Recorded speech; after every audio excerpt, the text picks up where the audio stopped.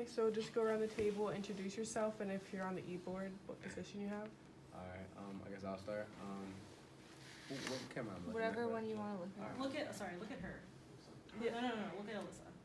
Hi. My name's PJ Page. I am a junior at the College of Brockport. I'm a communications and a PR minor and coaching minor. And I'm on track team. What's your position? What's your My position? position? Oh, director of activities. There you go. Say what your chest, you're proud. Hi, I'm Giovanni Figueroa. I am director of finance. I am a communications major, and yeah, that's that. Good evening. My name is Nathaniel Brahane. I am diverse outreach coordinator. DOC, if for short. And I am a sophomore. My major is kinesiology and business. And yeah. Justin Willis Perez. I'm a transfer junior now. I'm a double major in psychology and African American studies, and I am director of academics. Ovi Josie, just in case you didn't know me. I am the director of media. I am a senior communication major, and I minor in media production. So what does your organization, Men of Color, mean to each of you individually? I can start. It definitely means just being aware of your surroundings of like what's actually happening. Definitely being involved in student body, no matter color, race. Definitely being like voices, leaders on campus, and just trying to get everyone to have like the same common goal. And our common goal is to graduate, and just be good role models, because when we go out into the real world, the positions that we have, it's gonna reflect on what we really want to do. So that's definitely important. For me, this gives a space for people of color to have leadership, and being in a predominantly white institution, you don't really see much people of color holding positions, and this club kind of gives me and my e-board members a chance to kind of show that leadership and show representation. It just really brings me back to the community. Like, it just makes me never forget where I was at and where I came from, and it just brings me to like familiar faces, familiar things. I really it's a really good part of my life. Builds a sense of community, a home for men of color, but everyone of color, and no matter race or ethnicity. It's just a home for all of us, and it really just makes you feel like you're part of a community, part of something bigger, and that you want to do something to help that, so do something bigger and better. So. I can one off on that.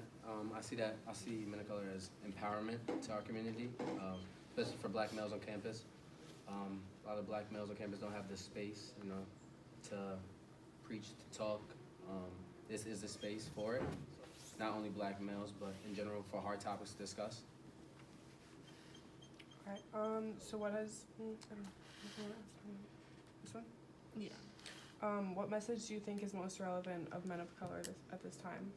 Especially with everything going on in the past few weeks. Oh, sorry, I didn't mean to interrupt you. Unity, that we're close together, is like a show of that we got each other back, that we're not divided during these trying times, especially everything that's going on campus. It just shows like no matter what's happening, we have each other's back, we have the community's back. We're gonna be here. We're gonna make ourselves known. We're gonna make our voices heard. And yeah. That we're not alone. I can one off on that we're not alone, and that we're here to bring people together and vouch for a change, vouch for causes of change to happen in Brockport. So how has your organization helped underrepresented groups on campus? We, like I said, we give each other space, and through the process, we kind of reach out to students, especially freshmen, to give them a chance to actually become a leader, and we give them that space to do so, and actually create now even more of a community for them to even be a part of something. As our public affairs would say, representative would say, Alex Leonti, he would say the 3 pillars: multicultural awareness, outstanding achievement, and community service, MOC. MOC, men of color. That is what we are. 3 pillars. Don't forget it. So what does the firing of Dr. Archie mean to you guys as a club? I feel like it definitely gives, like, us being in college, being that close to of the real world and what actually happens, and you know, it's a good experience to give us, like, wow, this like really happens. It's not like just in movies. It's not just in another state. Like, it's right there. It's like it hit home. So, you know, it just gives us like a eye opener. Like, wow, this is real. It's not a game. And for us to, like, you know, come together and like fight and in a non-violent way, and but being aggressive about it definitely shows that, like, something like this that affects our community, we can really come together and like work as one. Definitely. I just want to say personally, I didn't have a personal relationship with Dr. Archie, but from what I know is that injustice happened, and I know injustice is wrong, and I know how badly affected the community on Brockport, especially with students, and the shift that it caused, it wasn't a good shift. You know, I've heard, you know, that this was well thought of, and like this like had to happen. And as you can see within the community, we can tell that it wasn't supposed to happen, and it wasn't well thought. So what I like to say is that with this injustice must come justice in the end. Yeah, well, you could definitely sense that there's been a big rift between the people of color on this campus and administration and what they've done. It definitely hurt, but I feel like this is something we need to, you know, wake up to see that injustices are still going on today, and that we need to speak up, we need to make our voices heard, and that the fight never stops. You gotta keep on, gotta keep pushing, gotta keep fighting. Would you say that the dynamic of your club has changed? No, I wouldn't say dynamic. We still push for what we push for. Like my mother would say, it's just a realization. It's the real world. It's not anything new to some people. We just got to keep fighting and pushing and preaching our mission statement and bettering our community. Hopefully, we can change out of this. What message are you guys trying to portray to the administration, especially during the protests today? We are here. We will always be here, no matter what happens. We are gonna fight with each other because we are the only people that, like, That were affected by it. yeah, and we're all gonna stick together because we notice it, and We're gonna wake up. Yeah, We're gonna wake this campus we're, up. Yeah. we're woke now. No pun intended. We're woke. I feel like that's what needed to happen. Like, so March 1st, we're having our first woke forum ever. It's just to enlighten and educate people on the transgressions and just us being woke as a community, and people need to see and realize what we've been realizing for years. As we had the town hall meeting, people were saying this has been happening for 40 years, which is honestly appalling. It should be stopping. It shouldn't keep continuing and growing. There should be a cutoff soon. It should be. I feel like, you know, it's kind of like the wool finally got pulled off from over our eyes. everyone It's has. like we got comfortable, and then something happens, and now we're scrambling, but we figuring things out, and we're gonna make things right. And that's- Basically. Like I said, I just believe that admin also thought that like we were gonna be quiet about this, that campus was gonna be quiet about this. No, sir. And they were very surprised by the recent protests, recent actions that students have taken. We're more than student leaders, we're student activists right now. Trying, you know, Not wrong. So would you say you feel content with how the campus, like the students have been reacting to this, like in the sense of like coming together to voice their concerns, or do you think we could do more? I'm proud Yeah. of what's happening, and this is something that, you know, in the, like, injustice in the past that I've been with, like, I never noticed. Like, that's like just growing up, you don't really see injustice because you're always protected. But like now that we're in college and now that we're adults, and like now we know like the amount of attention that we put into this campus, and now we've seen that like it's gonna be kind of like taken away and abused against us. Like, this is time for us to stand up for ourselves, and I'm proud to be a part of this community, to stand up to injustice. That's a fact. I'm like, I ain't gonna lie to you. I ain't even gonna lie to you. Like, I'm really proud. Like, we've really been doing a lot in this community ever since like Dr. Archie got fired. Sandra's been really, like, she resigned. Yeah, we've stuck together. We've said that we're gonna do something. Most of the times when we say that we want to do something, it's like a fluke. Like, okay, next week It's more like kumbaya energy. Yeah. Stuff really doesn't get done, and that's why I think admin believed that was going to happen, but it hasn't, and we want change. and we see you. The truth. It honestly is past Dr. Archie now.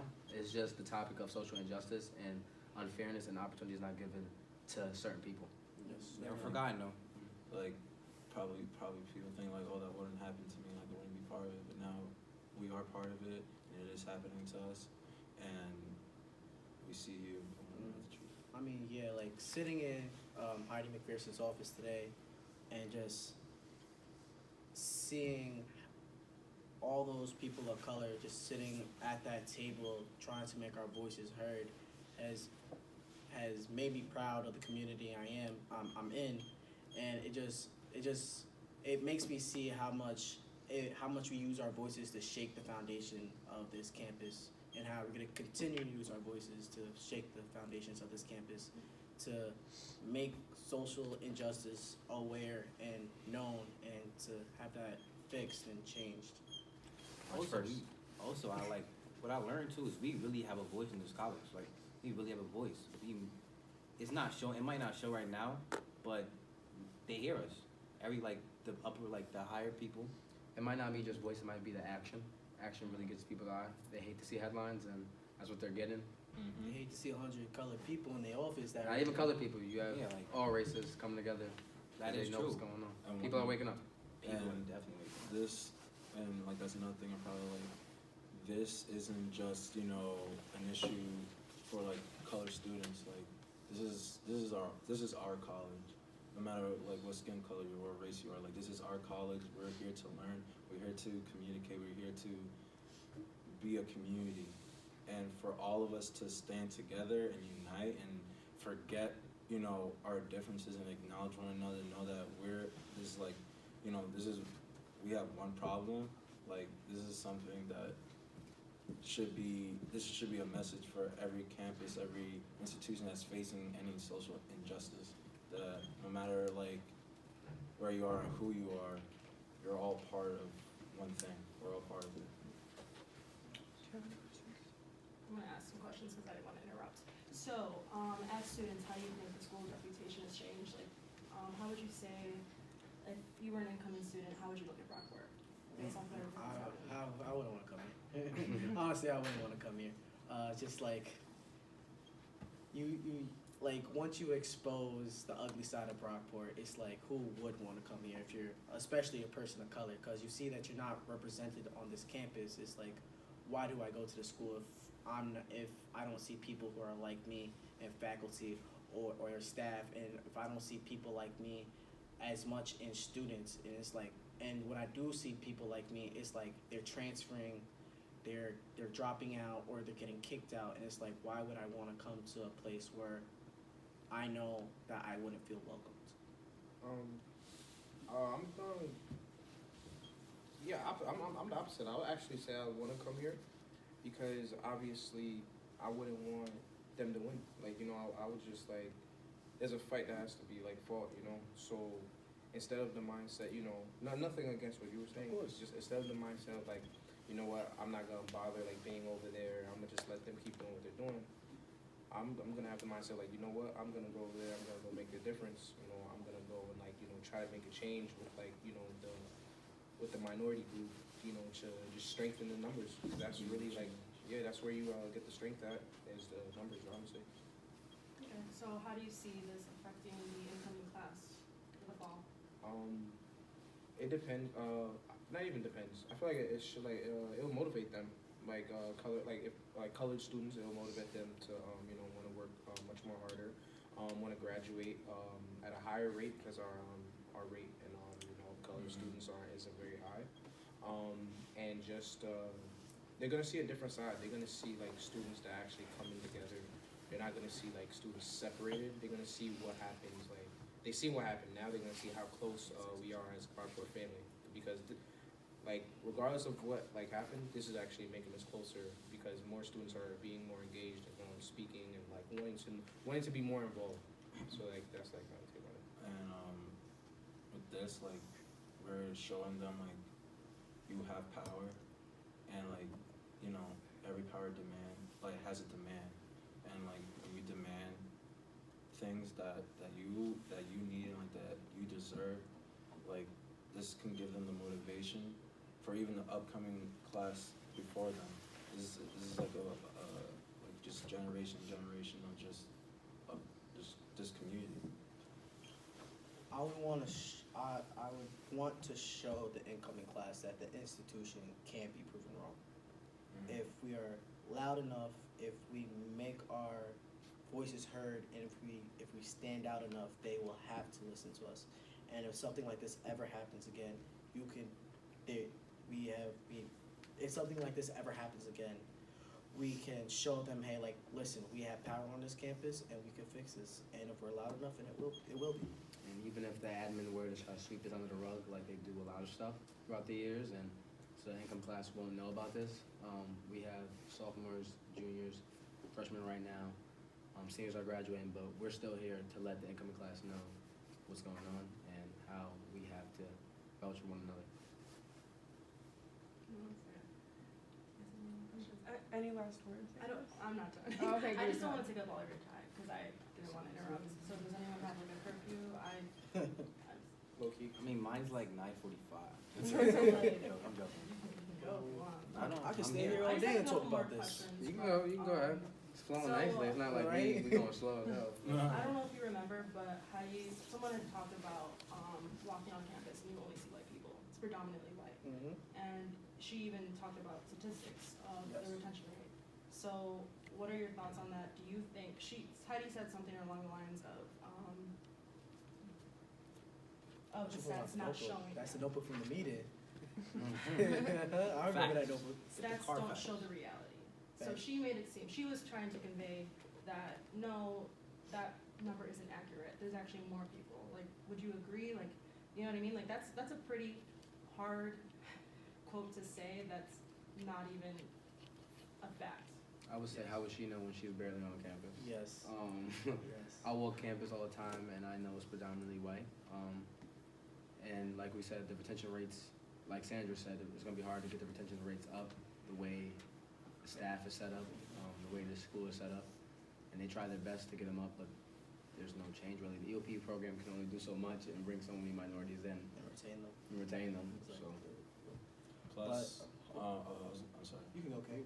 I was gonna say, with that, like, usually when you truly have a diversified campus or population, you can see diversity through buildings, through through the culture of the campus. And sadly, this campus is still predominantly white, and will still predominantly white when the majority on this campus actually takes a stand and notice that what is going on campus is wrong. And today we saw a few, but I don't think is gonna change. The retention rate is probably gonna stay the same. But I mean, damn, I You didn't want to go. preach You go. It's all twice, good. but- I can wait one second. You can go. You can go. Appreciate you. Of But course. I knew what I was coming to when I came into school. I already knew it was predominantly white. I just didn't know about these like the tweaks in the part of the school, which was you know what it is. Countryside man. Yeah. So I didn't know the tweaks about it, but honestly, like in my like time in Brockport, it wasn't as bad as it wasn't as bad until like this point where it just chaotic. People are resigning, people are getting fired. It's not right. And I was like, damn. What I want to say about that is Heidi could say as much as she wants, like, no, we're diverse, when the fact is most of these people, most students on campus have not had a teacher of color. Me in my time, personally, I've only the only time I had a teacher of color was when I was taking an African American course, and that was last semester, and I am a sophomore. So it took me an entire year to see a teacher of color. And then as for students, I was one of 3 colored kids on my floor in my residence hall.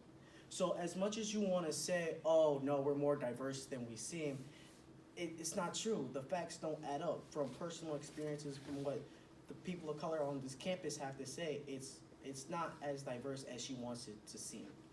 Well, I feel like she means by diverse as in like she said at the town hall meeting, our like how we view diversity is like more colored, more Latinx. She's more on diverse as in like the LGBTQ and like different different people like different like Muslim and all that stuff. That's what she means by like Well, no, more the diverse. facts, when she was saying by diverse in the meeting, we were specifically talking about people of color. Not yet. Today. Today. Not yet. Not talking about the town meeting. No, yeah, I'm talking about the town. Like, Oh, but town she was meeting. referring to the facts. But even like today, she's still gonna say it's more diverse because she's not gonna make comments on color because She can't. She's president. not that it's just It's not even. yeah, it's just like she's not gonna make the comment on that because that's what we want to hear. It's like kind of I feel like to hear like I just wanted to say, like, also, diversity, I always, like, every, like, white institution I've been, like, diversity is, like, the first thing they like to say, and I feel like there's a misconception of diversity just because you have different, shades of people from different cultures in the same room. That doesn't make it really diversified, because, to me, diversity is the acknowledging each other's culture, acknowledging each other's struggles, your come-ups, and all that in one room. The fact that I can acknowledge him, her, and anyone, I feel like that's truly diversity, because we can be in the same room and you probably won't even see me as I am. You probably won't even see me color. I don't see color. Or, I don't know how racist society is towards you. Because being in the African and African American Studies department, most of the classes that I'm in, and the white students that are in my class still don't know what racism is. They still don't know what white privilege is, and it's kind of like redundant to repeat the same thing to them, and they're still not getting it because for all their lives they never had to be in the same room, or see that different person in the same room like that. So But like even being redundant, I think that just shows why this protest is happening. You have to be redundant to have your poster. yeah, Like you finally got to talk to, you know what I mean? Of Like you course. have to be redundant because it's eventually gonna click in. yeah. I've had mad arguments about that, but I think honestly redundancy, like I know that's a bad term, but Yeah. at the end of the day, like you have to. That's the only way they're gonna hear you. Yeah. No matter how many times they choose not to. Okay, sorry. So I don't know if you guys have been following with Archie, but he's been on a couple interviews with WDKX, NPR with Evan Dawson, which is all Rochester based, and something that he mentioned that stuck out to me, and I'm not sure who was there, but I found out that he worked with the men of color, you guys, and something about police and working together on campus. Does anyone want to talk on that? You can speak to that, OG. You can speak to that. So we have an annual event every year. It's called Brockport Night Out. It's where we bring, because we had a lot of not we, but like the campus had a lot of problems. Minorities had a lot of problems with campus police UP. So this is a way of bringing